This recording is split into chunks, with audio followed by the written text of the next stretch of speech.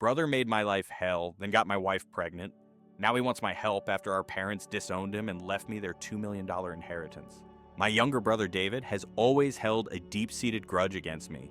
If you think it was out of jealousy, you'd be wrong. He was the favored child, not me. There was no reason for him to be jealous. To give you some context, our mother always spoiled David. He was the golden child of our family. She cooked his meals, did his laundry, and even asked me to help him with his schoolwork. I was expected to help him just because we were family, but I never received the same consideration. I accepted this because I was quite independent. Perhaps it was partly my fault that I always met his needs without expecting anything in return. He never helped me when I needed it and only approached me when he wanted something. While I was a quiet, introverted child who liked to study and keep to myself, he was loud and abrasive, just like our father. I also tend to be straightforward and honest, never sugarcoating things. I think my mother may have developed a negative perception of me because of my straightforwardness. This favoritism made David the darling of the family, and I didn't mind while we were growing up. However, the problems began when he began to bully and taunt me for being different from him. He teased me about my height and the fact that I wore glasses. He would sneak into my room, read my diary, and then complain to my mother about what I had written. When I yelled at him and complained to our parents about his invasion of my privacy, they laughed it off and said it wasn't a big deal. He did other horrible things like almost breaking my glasses and putting disgusting things in my food. He even put little pebbles in my cereal once, but luckily I found them before they could damage my teeth. When I told my mom, she brushed it off and said that was how brothers bond. Whenever we fought, David would use my insecurities to insult me. We went to the same school, so he knew I was being bullied by some kids. Instead of supporting me, he sided with the bullies, calling me names like ugly, loser, and hairy monkey, and encouraging them to hurt me physically by saying I was just a big failure. Another time, during a fight over something trivial that I can't even remember, he told me to kill myself. While I was able to shrug off most of the insults, this one really hurt because I was struggling with my mental health at the time. I'm better now, but it was devastating to hear that my own brother wanted me dead. Since Dad was often away at work and Mom didn't seem to care much, she even scolded me once, claiming it was my fault for upsetting him. Things got worse during high school. There was a shocking incident when David tried to set my hair on fire, and unbelievably, our mother defended him, claiming he was just playing. Seriously, who behaves like that? Thankfully, my dad finally sided with me and pointed out the seriousness of the situation. He even threatened to call the police on David.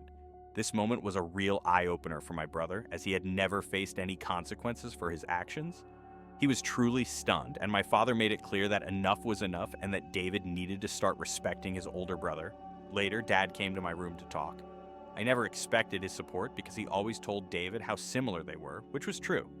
Dad admitted that he had waited for years, hoping that David would mature, but he was beginning to realize that David was becoming a big bully. Hearing this from my father was incredibly affirming, and I almost broke down in tears. I confessed everything David had done to me over the years and even mentioned the bullying at school. My dad was shocked at how much I had endured. The next day, he spoke with the principal to make sure the bullies were warned of severe consequences if they continued. Later that night, my dad signed me up for MMA at our local gym, telling me that I needed to man up and stand up to the bullies in my life. I admit that a nerdy kid like me trying to learn to fight might have seemed ridiculous, but I was very focused. I managed my time well to balance my studies and daily training, and the MMA classes completely changed my life and my physique. One day, David was up to his antics again. He stole my allowance that we got for helping with chores. I had saved it up for a while. David snuck into my room and took it. I caught him just as he was about to ride his bike with his friends. I demanded that he give me my money back, but David scoffed at me and said all I could do was run to Daddy for help. I don't know what came over me, but I punched him in the face. He was stunned, fell backwards, and I got my money out of his pocket before I threw him back down. David started crying loudly, which was quite funny. However, my mother ran out to help him and find out what had happened. When she learned that I had fought him, she was surprised and reprimanded me, saying that I should set a better example for David, who seemed to enjoy seeing me scolded. My mother also complained to my father about my behavior, saying I needed to be controlled. My father grimly asked both of us to explain ourselves. I told him how David had stolen the money I had worked hard for and saved, while David tried to justify it by saying he needed the money for a date and that I, as his brother, should help him. However, Dad told David that he was lucky that I only hit him for stealing, because anyone else would have called the police. He went on to tell David that he had no right to take other people's things without their consent. David didn't like that and threw a tantrum, probably hoping our mother would side with him, but Dad stood firm. When David realized he wasn't going to be punished for hitting me, he screamed how much he hated me and ran back to his room and locked himself in. After this incident, David began to distance himself from me. He finally understood that he couldn't bully me anymore and that even Dad had stopped supporting his antics. For the first time in a long time, I felt like we were equals. Although he couldn't hurt me physically anymore, he resorted to verbal abuse when our parents weren't around. His behavior worsened as he got older, becoming angrier and more erratic with each passing year. If I approached him with a question, he would ignore me and walk away, muttering insults like nerd or loser under his breath. When he needed to communicate something, he would relay it through our mother instead of speaking to me directly. When I asked her why David couldn't just talk to me, she would urge me to be more understanding. I couldn't tell if it was just puberty or real hatred. Over time, dealing with his comments became unbearable, and I longed to move out and get away from him. I repeatedly asked my mother to mediate a sit-down conversation to resolve our issues, but she always refused, saying she didn't want to get involved. When I asked for her opinion on why David was treating me this way, she brushed it off. Finally, I left for my dream university, having won a scholarship as a top student. My father threw a party for me, and even my mother seemed proud. But David remained aloof and distant, barely acknowledging my accomplishments. The day I left for university was a mixture of excitement for the future and relief to escape the toxic home environment. The first few months at college were liberating. I made new friends, enjoyed my classes, and began to build a life separate from the oppressive atmosphere of my childhood. The constant fear of David's verbal attacks lifted, giving me a newfound sense of peace. During my sophomore year, I met my wife, Karen, through a friend at a fraternity party, and we clicked right away. Coming from a religious background, having children outside of marriage was frowned upon. But when we found out she was pregnant our senior year, we decided to get married right after graduation. Our wedding was a small but joyful ceremony. Our parents were happy for us and we enjoyed the celebration. At that moment, I believed that Karen was the love of my life. I had always imagined a monogamous relationship, one woman to come home to and share my life with. Although other women had shown interest over the years, I never pursued anything because I was truly content in my marriage. Karen was my dream woman and I never wanted to hurt her. However, I later discovered 2 incidents of infidelity in our marriage. One was an on and off affair with her married coworker that lasted several years, and the other was a brief fling with an ex-boyfriend while visiting her family. Some might think I was naive, and looking back, I can't completely disagree. Each time we were separated for a while, I chose to forgive my wife. I didn't want to raise our child in a broken home, and I believed we could overcome these obstacles.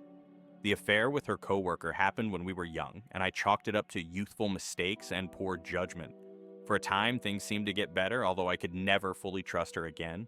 I did my best to put my doubts aside, knowing that if I chose to forgive, I had to truly work toward a new beginning.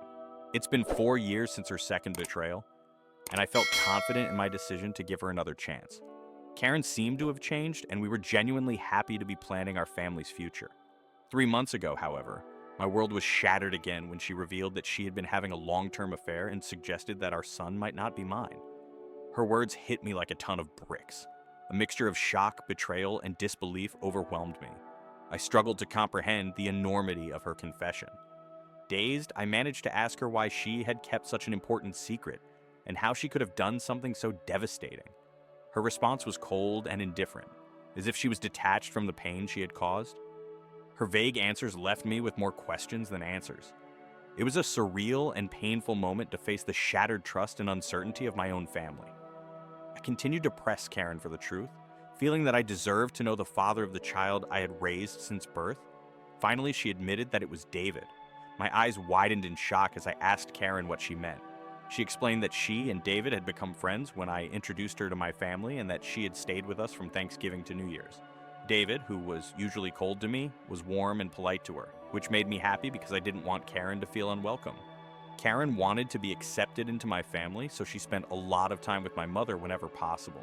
She noticed the rift between David and me and asked me about it. I opened up about our strained relationship and explained that we might never be able to repair it because of his unresolved feelings. Karen understood, but she began to include David in our outings, hoping it would help us bond. Whenever we planned to go to the movies, she would invite David, and we would watch whatever he chose. During this time, David and I exchanged a few words, which was an improvement over his usual silent treatment. I remember Karen and David hanging out and playing video games together, but I never thought much of it. Karen told me that one day David opened up to her about his struggles with a recent breakup. Feeling vulnerable, he struck up a friendship with her. She mentioned that he harmlessly flirted with her when I wasn't around, and eventually things escalated beyond her control. The vision of my wife and brother sleeping together made me feel sick. Karen confessed that she felt guilty afterward and left him, which was consistent with her abrupt decision to go home instead of spending New Year's with me. Although I tried to convince her to stay, she was adamant about leaving. When we met back at college after the holidays, she was her usual cheerful self, so I didn't question anything. 2 weeks later, we found out that she was pregnant. Karen admitted she didn't know if the child was mine or David's, and with no way to prove it, she chose to stay with me because she knew I was the more reliable brother. So we got married.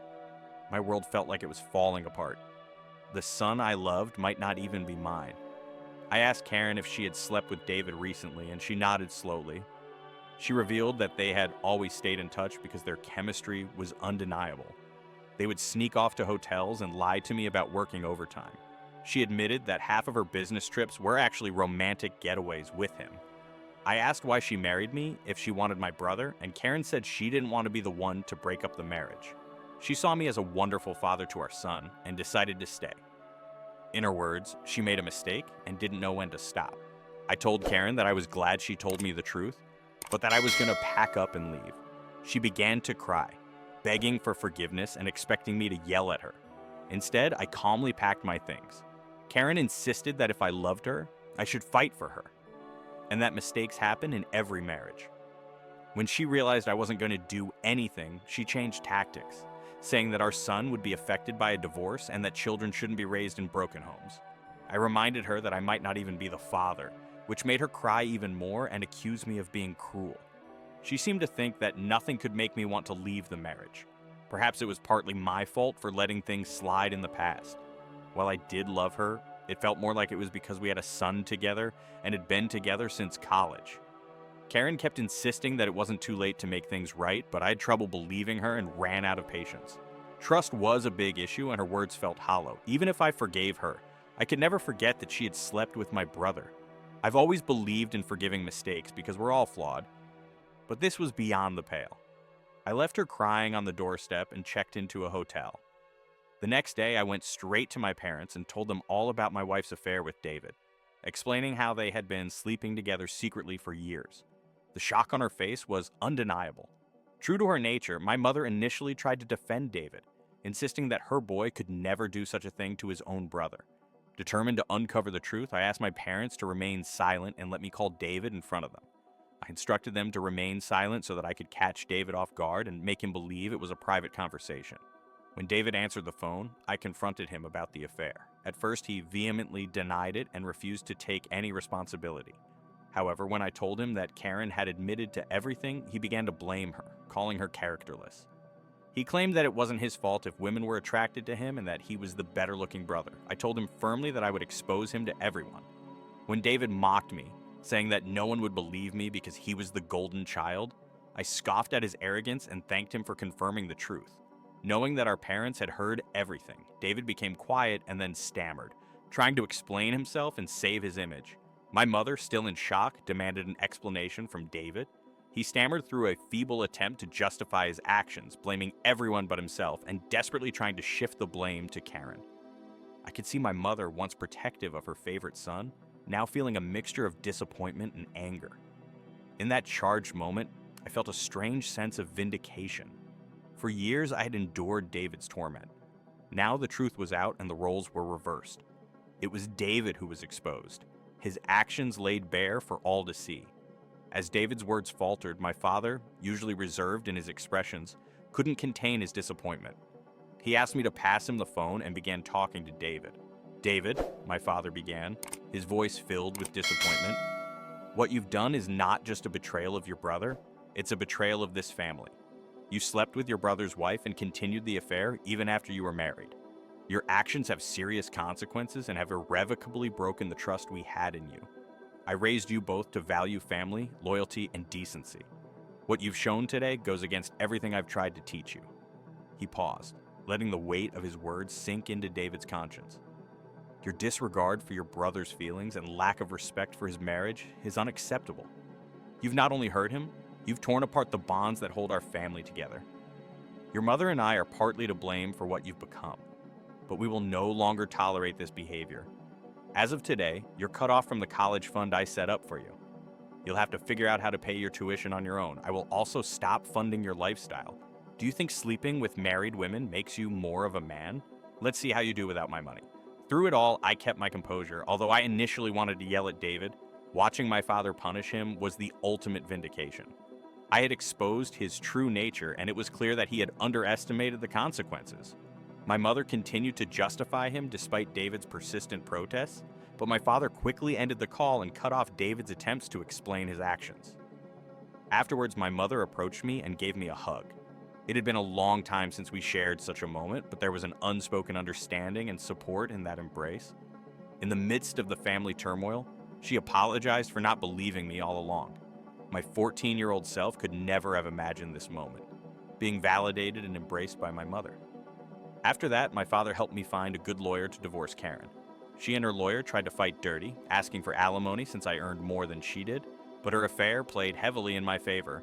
We also did a paternity test, and it confirmed that David was indeed the father of the child. The news was incredibly painful, even worse than discovering Karen's infidelity. I was furious that the son I had loved and raised wasn't mine, but I decided to stay strong. Karen begged me to continue visiting my son, arguing that he shouldn't be punished for the situation, but I couldn't bear to see him. He reminded me too much of David, and I hated it. After my divorce was finalized, I felt a sense of freedom as I moved into my own bachelor pad.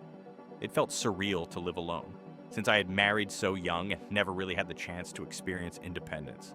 However, my naturally independent nature allowed me to quickly adapt to my new lifestyle, and I thoroughly enjoyed it. 2 weeks ago, my dad called to tell me that he was considering changing his will because he didn't want to leave David anything. My dad is incredibly stubborn, and once he decided to cut David out of his life, he stuck to it. David tried to reach out to our parents and even showed up at their door begging for forgiveness, but they refused to let him in. Even my mother, who usually gave in to David's tantrums, seemed done with him, though it must have been hardest on her. David never texted me to apologize for what he had done, which showed that he didn't regret his actions. He was just upset about being cut off from our parents. Dad told me he planned to leave everything to me to make sure David wouldn't contest it later. He would leave David only $1. My eyes widened in shock because my father had worked hard all his life, including his assets, his retirement fund, and his life insurance. The total was almost $2 million. The only stipulation in his will was that if my father died before my mother, she would continue to live in their house, although ownership would be transferred to me. I didn't mind because I wanted to take care of my mom in her last days. Somehow David found out about this and, unable to reach our parents, called me yesterday to make amends. He explained that he was struggling with college and that after Karen discovered the child's paternity, she had been harassing him for child support. He said he had no money and was looking for part-time jobs but couldn't find anything. He begged me to talk to our family and start over because he really needed my help. I laughed in his face and told him I was through with him. I reminded him that he should have thought about the consequences before he slept with my wife and got her pregnant. David argued that I was being unfair and that Karen was also to blame, which I agreed with. I reminded him that I had divorced her, so she was now his responsibility. He shouldn't call me to complain about her or the child, since these were the consequences of his own actions. David started to raise his voice, but I interrupted and reminded him that he was no longer the favored child in the family, but the black sheep who had slept with his own brother's wife. At that point, David began to cry and told me how everyone, including our grandparents and relatives, had turned against him. While this was true, it was no longer my concern. I told him that we were done and that he should never call me again because I no longer considered him my brother. I've been replaying the conversation in my mind ever since. Despite my hatred for my brother, I'd never heard him cry, at least not since we were kids. I won't lie, it hurt a little to see him so helpless. So I guess I'm here to ask if I should talk to our parents about him, or if I'd be an ass if I didn't. Hello everyone. Many of you have asked why I am no longer in contact with my son Henry, and some have even called me cruel. I must explain that I am not comfortable raising another man's child. This is not a stepson situation. I was led to believe that Henry was my son, only to find out later that he was actually my brother David's son. Of course, this revelation hurt deeply, and I cried for days over it. The main reason I don't want any contact with Henry is that I don't want Karen in my life anymore. If I stay connected to her child, she will find a way to come back into my life, and I need my space. You may think I'm being cruel or selfish, but I can't see him again, at least not for a long time. Update 2. Most of you guessed correctly that it was my mother who told David that my father had changed his will, which led David to call me as a last resort to try to make things right. I confronted her in front of my father, and she broke down and said that I had punished David enough and that he had learned his lesson. My father firmly told my mother that if she thought what David had done was forgivable, then he could no longer stay married to her because he could never forgive such a betrayal. This threat silenced my mother. My father made it clear that if she ever spoke to David again and we found out, she could pack her bags and leave. As I said, my father is very stubborn. Hopefully my mother will learn from her mistakes. Update 3, Reddit. It's been 5 months since my last update. My relationship with my parents has improved over the past few months. My dad and I go golfing every weekend, and he treats me more like a buddy than a son. Although my mother misses David, she has stayed away from him. The last I heard about David was from my cousin, who said that David had been asking everyone for money and had to drop out of college because he couldn't afford the tuition. He and Karen are living together, and he has a part-time job as a mechanic. Apparently they are raising Henry together, which I think is a good thing. I never talked to my parents about David, and they don't talk about him either.